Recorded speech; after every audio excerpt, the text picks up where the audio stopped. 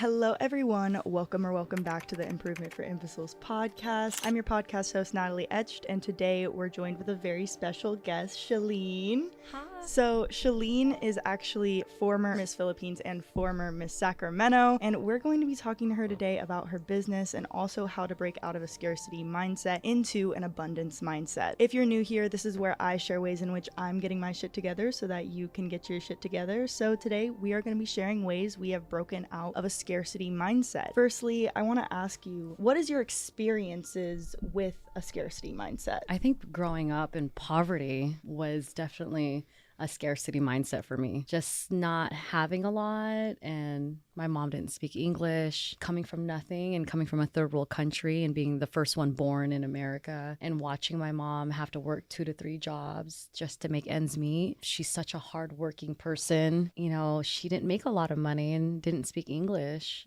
So it was growing up in an environment where you didn't know you were in poverty, you know, and she made it really, look the best she could. But definitely, I think I struggled with it when I got older because I had to know my worth and my value. Yes, absolutely. And I'm deserving of all the great opportunities and the wealth in my life. I agree. I mean, that's a really powerful story, especially. I think a lot of people, especially immigrants, can really relate to that. What were the emotions behind your scarcity mindset, and how did you not even recognize that you had a scarcity mindset? You know, you always feel like there's not enough. And so if there's not enough, you have to share everything that's available, and that you have to take it when it's on the table, or if it's passing by you, you better eat when it's there, or when something is like drinks or food, even just basic necessities. If it's available for you, you want to make sure that you take advantage of it. Yeah. Or else it might not be there later. Yeah, and so with that scarcity mindset, that could have been a lot of denying yourself certain things throughout your life, probably at first, because you just didn't feel like you were worthy of it. Right. Or being ashamed that you didn't come from that environment or background. So it would feel uncomfortable being in places that were affluent or wealthier or had abundance, and you didn't know what to do with it. Yeah, I can understand that in a way that I remember I just grew up middle class, so I never grew up in poverty. I always had food on the table. However, I do remember I had just like a regular normal house, and I remember sometimes I'd go to friends of mine who were living in like mansions and just seeing how their family dynamic was, the things that they would complain about versus the things that I would complain about, or someone who had less than me would complain about. It's funny because oftentimes I'd realize that the things I was complaining about were useless to complain about and were actually privileges. Yeah, that's a big deal. It's a big deal to recognize that a lot of the things, the daily things that you might see as inconveniences, are actually privileges in your life. And that's something I've really been resonating with a lot. Or like you take things for granted. Yes. You don't realize that somebody struggles to even have that, but because you have it all the time, like you don't think anything of it. But someone else, like myself, that didn't have I didn't play a lot of sports or attend a lot of after school things that included like a fee. Or participation fees to participate in like clubs or activities that you needed a fee to join. I couldn't join those things, and being embarrassed to say, hey, I don't have my family doesn't have that extra to be able to participate. Yeah, that must have been really, really difficult for you to go through, especially just... You feel left out. Like you feel like, oh, I really want to do something and I really want to participate in something, but money is an issue. Or maybe I can go to something, but I don't have the right clothes to attend in something like that. And so at what point in your life did you really start shifting the scarcity mindset that you were almost born with, grew up in? What point did you start shifting it to become the businesswoman you are today? So because my mom worked 2 to 3 jobs, I kind of started working 2 to 3 jobs at a really young age. I started working at 15 and I got my first car, and I started making money, and I was like realizing, wow, I can make money by working. And so I always had like 2 or 3 jobs as a teenager. I had 8 jobs by the time I turned 18. And I started learning about money, and I became a financial advisor at 18 for Citigroup and all Citi Financial and all the Citi products of Travelers. So I got into insurance and financial services, and that's really what allowed me to learn about money, because I knew what it felt like not to have any money. So it was like, okay, now I can learn about something that's completely foreign to me. And my mom used to always say, this is a land of opportunity. You know, this is where people have their dreams come true in America, live their whole lives dreaming about coming to America. And people here that are born here, I'm born here, you know, sometimes we take that for granted, those opportunities. I can really relate to that. I think a lot of the things that people complain about on a day-to-day basis are, again, our privileges of living in America. Like, since we literally have everything, like, we can go and buy any technology we want if we have the money for it. We can go and ask for any type of job. Like, even as women, you know, there are places in the world where women are actually in worse oppressive situations and cannot work. So to think about that and to think about where we are now, it's just such a big difference. And so to take accountability and, you know, take all the opportunities available to you is so important and necessary. So you worked for Citi Financials. And so once you started working and becoming a financial advisor, what were the things you learned about money? Oh my gosh, I learned about how when you work a W-2 and W-4, how you like tax 30%. I learned a lot about taxes. I learned about how you can own a small business and you can have a Schedule C. So there's a lot of people now that don't know that if they work a job, I mean, they know that there's SSI federal state coming out of their paycheck, and 30% of that paycheck, that money that the government takes, you can get back if you just had a small business. So I believe everyone that works a job, a W-2 or W-4, you know, employment job should have a small home-based business, because you can file a Schedule C every year and reclaim all of the money back or majority of the money back. And so I learned about taxes. I learned about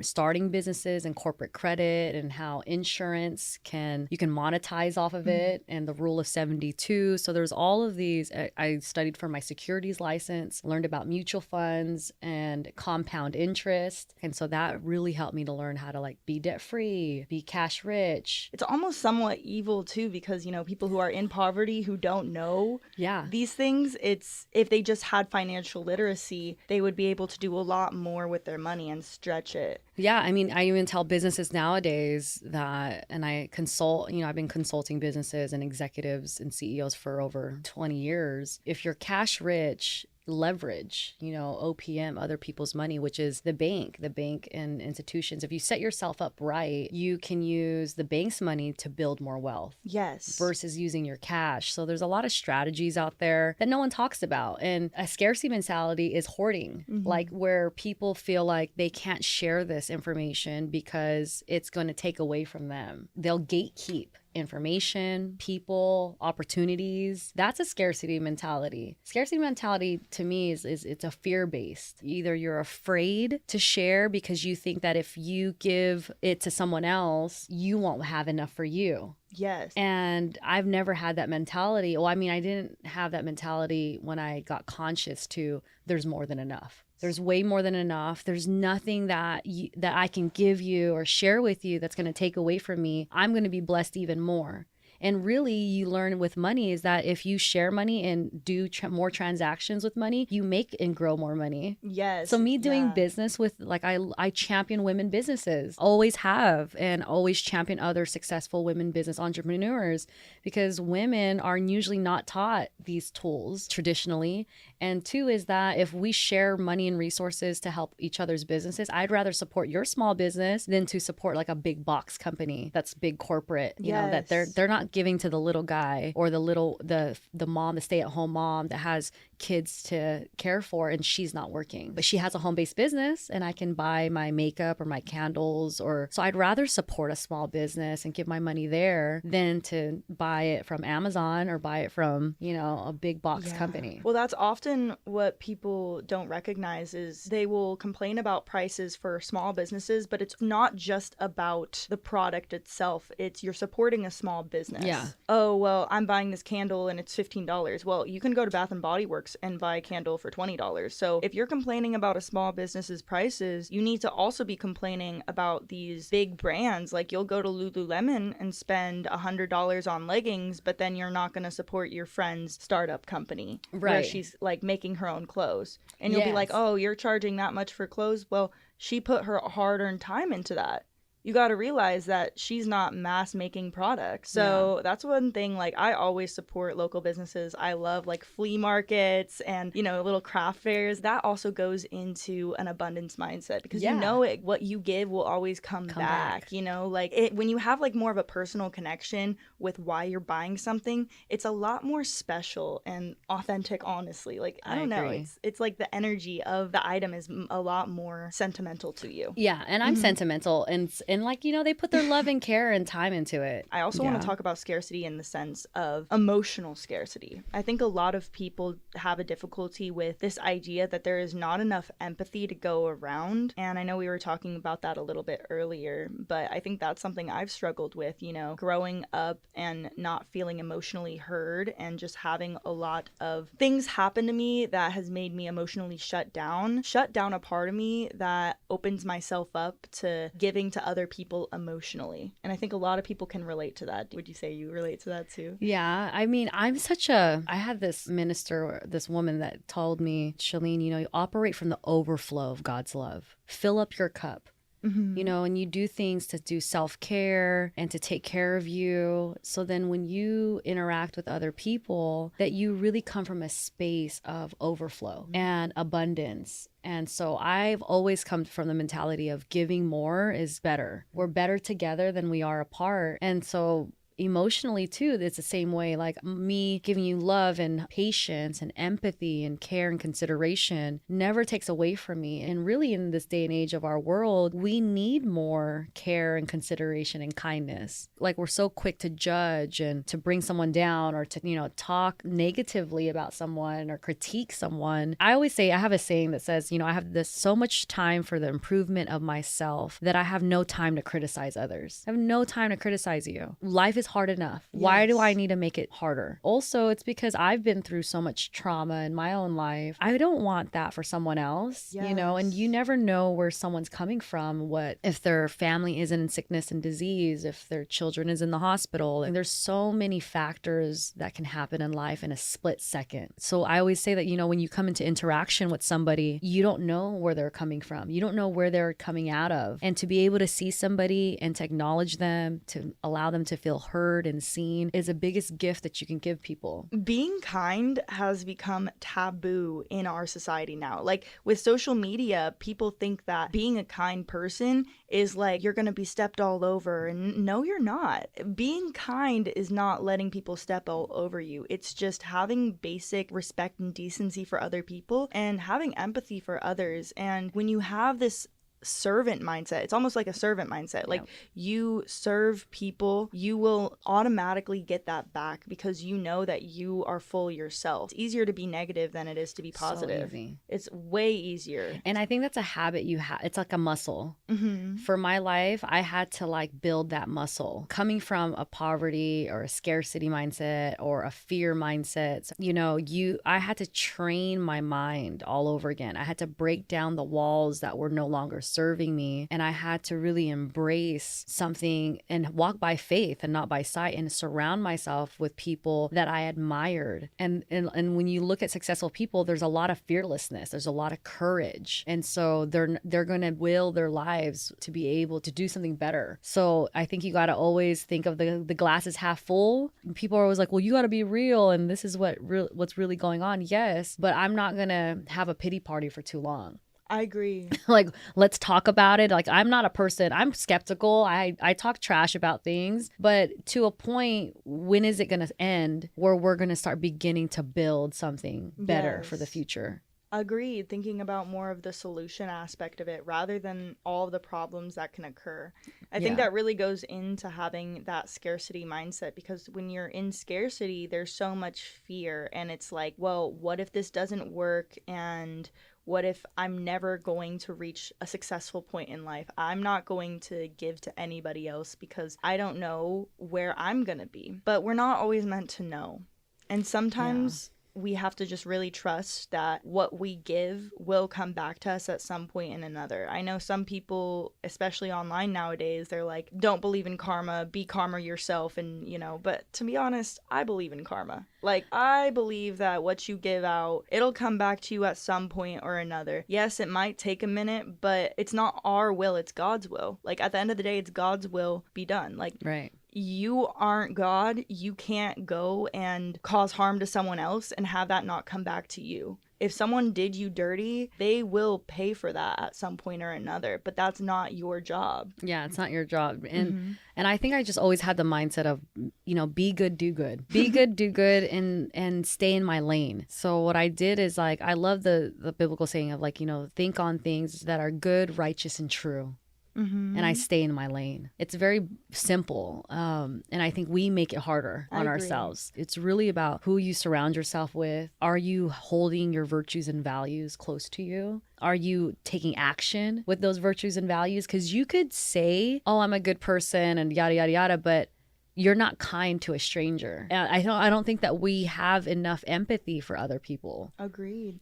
You can tell a lot by a person just based on how they treat, like, service workers or strangers walking by. Yeah. Like, you don't have to go out of your way to be rude to someone. That's how you can really judge someone's character. I always look at that whenever I meet someone, whenever I'm on a date with someone. How do you treat people who are serving you? Do you say please? Do you say thank you? Do you have manners? Even though that's just small things, you would think they're small and you'd think that's like, no, duh, I'm going to say please and thank you. But a lot of people don't, and a lot of people forget. They have their own life. You can't just assume you're better than people, even if you do break out of a scarcity mindset and you end up acquiring wealth or, rising above certain circumstances you were in. Don't ever forget where you're from. Ever. Yeah, I kept my humility and humbleness. I've kept the servitude leadership. I'm never too good to serve. I gained a lot of leadership skills and I was able to rise to different leadership positions because I wasn't afraid, or I didn't have a scarcity mentality. Yes. Where I don't have, or I'm too good to do something. I was the first person to pick up the trash. I was the first person to come in early to help set up. I was the first person, I would push myself to be the last, not to leave until I checked in with the host and say, hey, is there anything else I could do to help you at all? And when you're consistently doing it and you're consistently showing up as a giver, I'm a giver naturally. A lot of people, it's hard for them to give. And it's because there's a scarcity mentality at times. Mm-hmm. They feel like they don't have enough or that they don't have the authority. I think that everyone has the right to show kindness, to be generous in their kindness and their love for other people. And some people are just selfish. Yeah. They're only thinking about themselves or what they can get out of it. And that consistently will get you nowhere. Agreed. People watch you even when you're not watching. They say, oh, it's about who you know, not what you know. But my mentor always said, it's also who knows you. Mm-hmm. Who knows you? Because there's people watching you that you don't even know. What would you say the tips are for people who want to be in leadership positions and break out of their scarcity mindset? What would you say got you to the point you're at now? Yeah. Besides the fact, I understand you've kind of always had a giver mindset, but for someone who maybe has more of a scarcity mindset and wants to step into a leadership role, what would be your pieces of advice? Yeah. One, get out of your comfort zone. And it's scary. I totally understand. And I say these things because I've battled with them internally as well. I'm not speaking from like lolly-dotty. I'm speaking from, because I felt the same way. And, you're going into new territories. You're meeting new people. You don't know what to expect. You don't know what you're getting into. But the thing is that you want something more for your life. You know that you have gifts, talents, and abilities. You have to be able to showcase who you are and to raise your hand and to say, I'm here, I'm willing, I'm able. And be courageous in going after it. Yes. Getting out of your comfort zone is probably the best thing you can do. It's really hard. You have to face your fears every single day. I feel like I'm going off of a cliff every day. Yeah. One of my favorite sayings is courage is never present without fear. Right. So you can't be a courageous person if you don't have that fear of like, I don't think I'm going to make this happen. Like, I don't think I'm going to be able to do it. Whenever you have fear, just know that the opportunity to be courageous is present. Yep. And you're meant to get over it. You're meant to conquer that fear. You're meant to face it. We all know the saying, the acronym of fear, right? Like false evidence appearing real. Yes. There's like 3 different other ones, like that fear means. It'd be different if you had a bad heart and you're negative and you're poisonous to other people. Then I can understand probably fear and turmoil. You're gonna get caught up in that mentality. Now, I've been there too. I've been a negative Nancy before, but I had to be able to heal my traumas and my triggers and understand myself better than I know anything else. I always say, if you know yourself better than anything else, you'll be confident in any room you stand in. And then building a community of people that will love you, support you, and want to see you grow. I mess up all the time still. John Maxwell wrote a great book on it, failing forward. How do you fail forward? How do you fail, make the mistakes and go, okay, you know what? I take accountability and I'm willing to learn the skills and tools to be able to become better and to serve the greater good. That's so beautiful. A lot of times people, when they don't have empathy for themselves, they cannot have empathy for others. And they also cannot step into that abundance mindset because they are not abundant. So in order to become abundant, you have to make it a part of who you are. Not only is my surroundings abundant, I am abundant. When you have the belief of yourself, like I'm an abundant person, that is one of the most powerful energies that you can be in, genuinely. It's okay to be scared, but you have to know how to navigate that fear and know that it's not you that is fear. You're just facing it.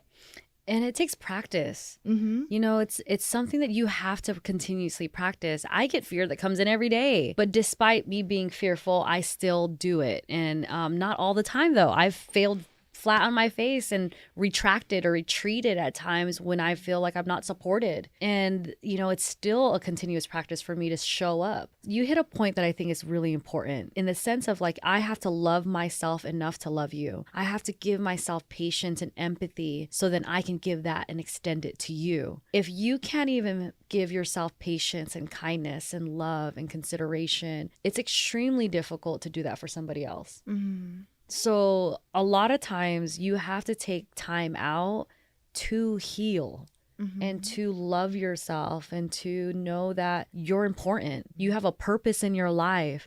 There's gifts, talents, and abilities that I don't have that you have that we can need to share. We only do this life one time. And so it's not a dress rehearsal. And so for me, it's always about preparation. Like, did I prepare enough for success? And then do I have a supportive network and am I surrounding myself with people that are going to encourage that? Yeah, that's so beautiful. I just had like a realization too. Like sometimes it is true that we think we give to the wrong people. But in reality, sometimes that person that we gave to, I wanted to give to this person. I wanted to make them change. You give your emotional energy, you give energy to people who sometimes they fall through. Sometimes we give to people as a reflection of what we need to work on within ourselves because we're trying to fill a hole we have within them. Say that. Talk about it. Because like talk about it's so hard because sometimes we're like the wounded healer. Like we're trying to heal other people, but like what we see in other people, we see in ourselves, and that's why we're trying to give all of this energy to other people. And so there is this balance of like, yes, sometimes you might be in a giver mindset, but you might not be in a giver mindset for the right reasons.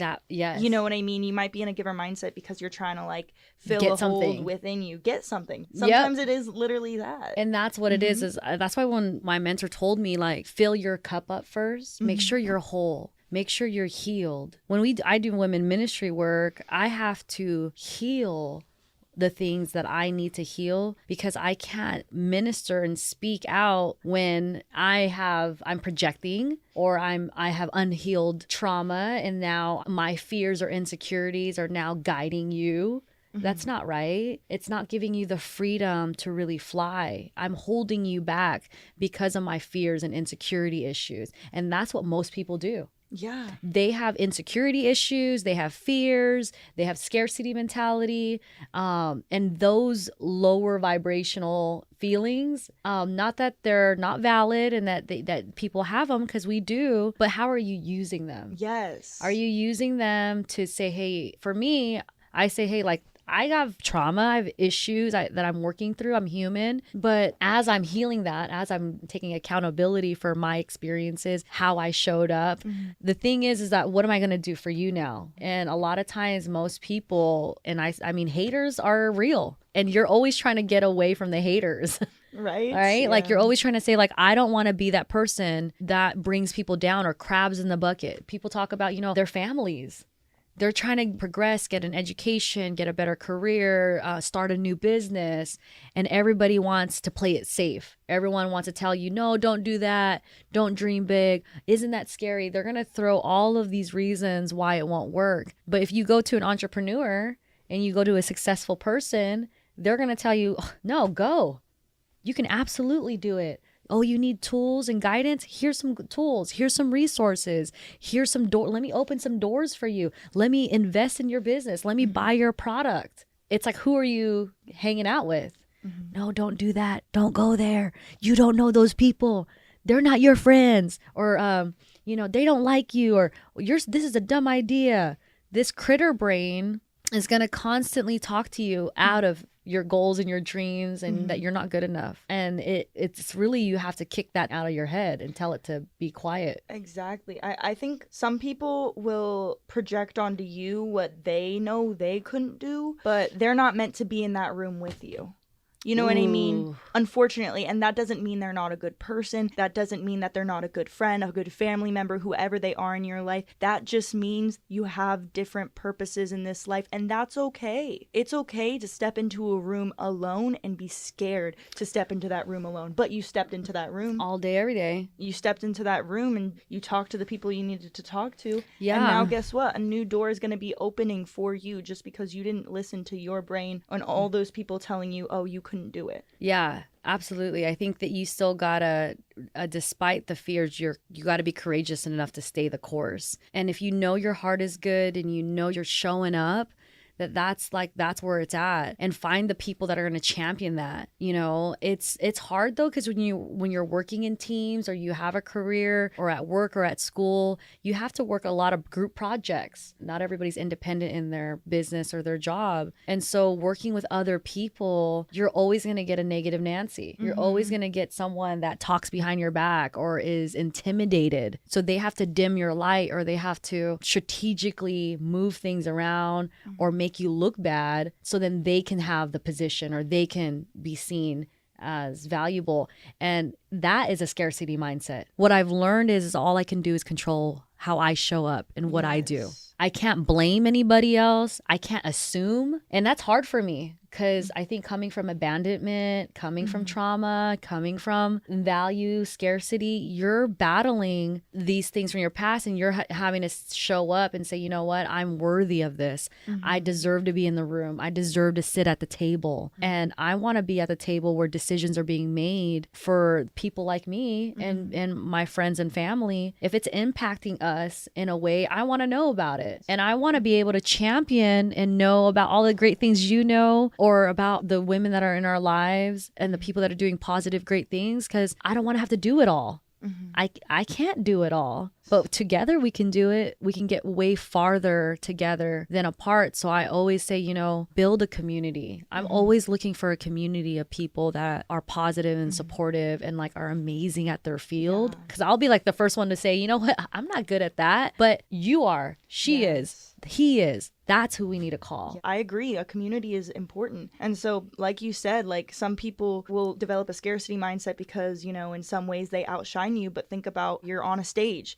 There's different lights for different things. Ooh. There is different lights for different things. Sometimes you're not going to be the biggest light, but you're the most important one, because if it weren't for that light, it wouldn't come together and put on the show, Right. Just because there's one light that is brighter than you in some areas doesn't mean that you don't still play a part, and doesn't mean you have to dim other people and project that onto other people. You're meant to be dimmer in some ways. And you're meant to let other people shine in some ways, and you are meant to shine in some ways. And that's what we need to recognize. Being a part of a community, people shine light on parts of you you didn't even see in yourself. Yes. You know, like, that's so true. It's through community is how we really identify these negative patterns within us and grow and heal from our traumas. I'm so thankful for the people in my life that gave me truth with love. Yes. You know, because if I'm screwing up or I'm messing up or I'm not doing it right and you're just going to let me do it wrong and you know I'm doing it wrong and you know that I could do better,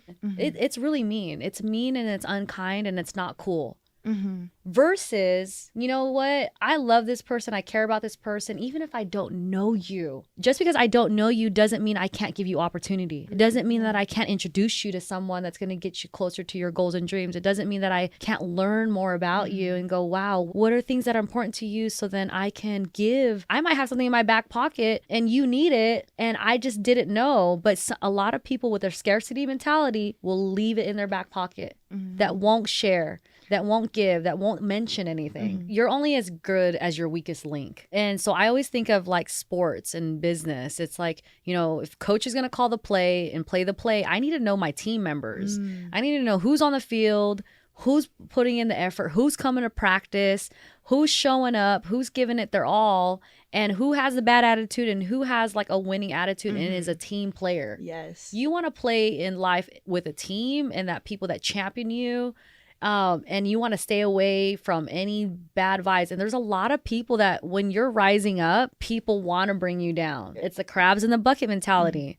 And identify, like I like to identify the crabs just so I know who to stay away from. I always say, give me your blacklist. Like if you don't like them or don't do business with them because they have bad integrity or bad character, then let me know because I don't want to do business with them either. So I think that you can't always like kick someone out of your life all the time when they do a mistake. I really believe it's their intention of their heart. Yes. If their intention of the heart was like, okay, I made a mistake, but I want to take accountability and I want to own up to this and I want to grow, that's a great person that can come back from adversity and still show up. It takes a lot to show up. One thing I was really thinking about, you were talking about you need to know who you're around. One thing that Kenzie and Laurent keep saying is like iron sharpens iron. Yes. And it's so true because it's like you point out how other people can do better and they also point out how you can do better. And that's the good dynamic of it all. And you're right. Like people who take accountability can rise from that. But there are some things, I think the biggest thing to break free from a scarcity mindset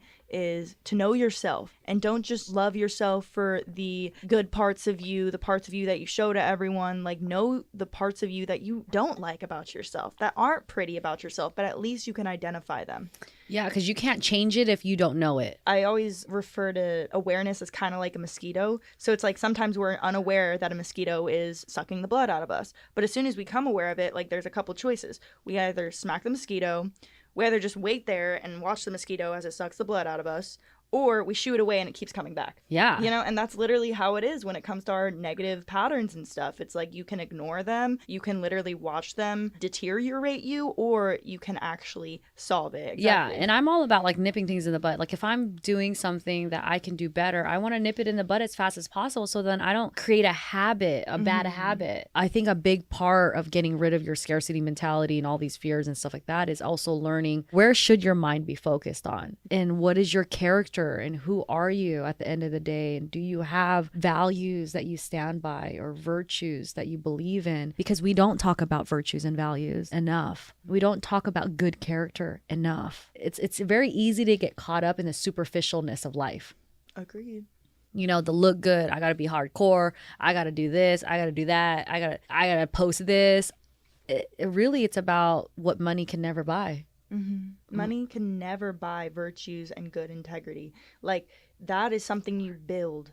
You build your integrity, you build your character, and it shows. Like there's a lot of people who will forfeit their character for money. People switch up when it comes to earthly things, and I think it's all about temptation too. It's like going into that temptation. People will fall victim to temptation because it's honestly easier than actually going, you know what, I'm going to resist that, and I'm actually going to work on my virtues, and I'm not going to treat people badly just because other people have treated me badly in the past, you know? Like, Mm-hmm. it's so important to do that. And so, like, I think nowadays, especially on the internet, it's really revealing a lot about human psychology as a whole, and also like societal norms that are changing. It's like normal for people to go online and share manipulation tactics and how to Yeah. manipulate people, and it's like, well, why? Like, at the end of the day, what type of person are you? And that doesn't mean don't be aware of tactics that people use, but don't use them yourself, because at the end of the day, like, that's not who you are. Just be aware that there are people like that. Yeah, and that's scary that people are like that. I'd stay away from me if you're like that. Right? Uh, Yeah, and yeah. and the thing is that usually energy, you'll recognize it with people. And I think once you start learning people's hearts and what their heart is for, that's where you start learning, okay, like, they just want something good, and where they come from, why, how did they arrive to this present moment with this mentality, is because of all of these experiences that they've had, or all of these things that they've learned. And so it Yes. takes a minute. I don't think you should judge a book by its cover at all. I think we do that. We have so many biasness that keeps us from really knowing people and embracing people for who they really are, and giving Mhm. enough mercy and grace to people. I've learned so much more compassion and empathy because I had to be compassionate and have empathy to myself. Right? And I had to give myself so much patience and love and care. And it was very hard, especially when you're young. You're just trying to, like, you're like, man, I'm young, I'm getting my education, or I'm working, I'm making good money now, I'm driving a nicer car. You start seeing the materialism of life. Mhm. And then you're like, oh, I just want all the materialistic things, which I'm not knocking materialistic things. I think that money is just a tool. You can do great things or you can do bad things. It's money makes you more of who you are. But it's really about, like, when I saw people that chose money over people, that broke my heart. I've seen businesses crumble because they chose the money over the people. It's not sustainable. I'm about sustainability. I know people that were multi big money makers and lost everything. When you watch people and see the decisions that they make and how they made and where their motives came from, when new opportunities arise later on, do you think that people think highly of that person?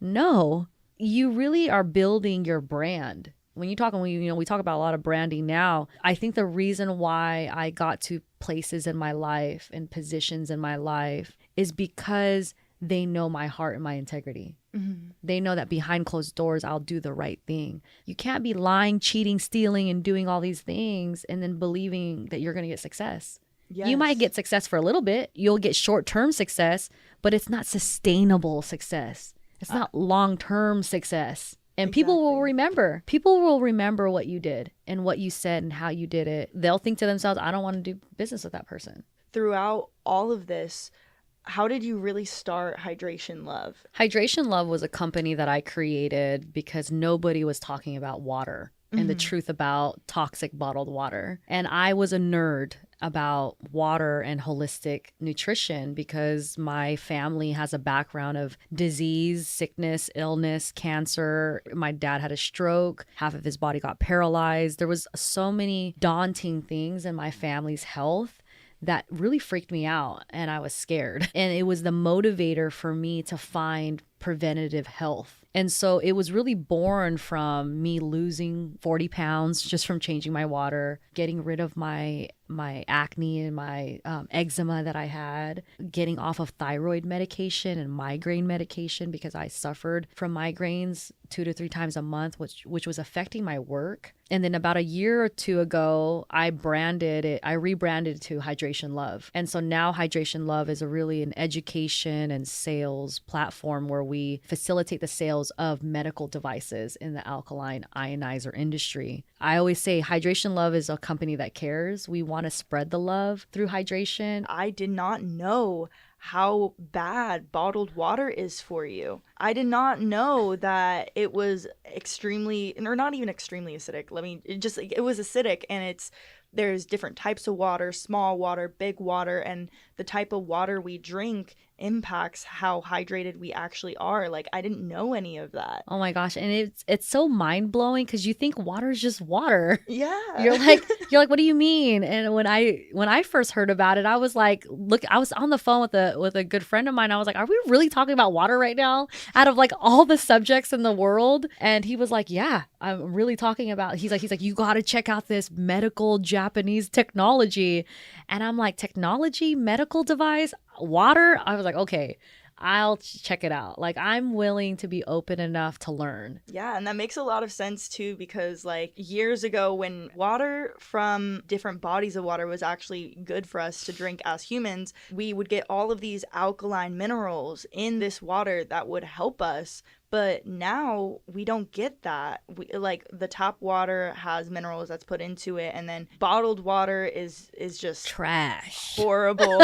And so I'm like, the toxic bottled water industry is the biggest scam in American history. and it's crazy because it's like, it's so bad for you. And people will always say, you know, like, to clear up your acne, just like drink more water. And it's like, no, you need to drink more The good right water. Yes, the like good right water. And so honestly, I'm so glad with what you're doing. She got me some water today. I was like, I filled up one of my big things today with water, and Drink good water, especially for beauty. Like, especially if you're like a woman and a lady that's like all about your beauty stuff, you know, you want to like stay hydrated. There's so much marketing nowadays on the internet where you can get bamboozled by BS really fast. And so our job is to really educate people so they know the questions they should be asking. They know why this is better than something else. And so it empowers you to make better choices and decisions. any final thoughts, final words? I love you. I think you're amazing. Thank you so much. I think that us women have to be able to have more conversations of how to support one another. And I'm just so honored and thankful to be here with you today, talking to all of your followers and the people that make this podcast amazing. And you don't want to be an imbecile no more. You want to, you know, you don't know what you don't know until you know. Yes. But when you know, do something about it. Exactly. Yeah. And with that being said, you guys, thank you guys so much for tuning into the Improvement for Imbeciles podcast. I'll see you guys next week.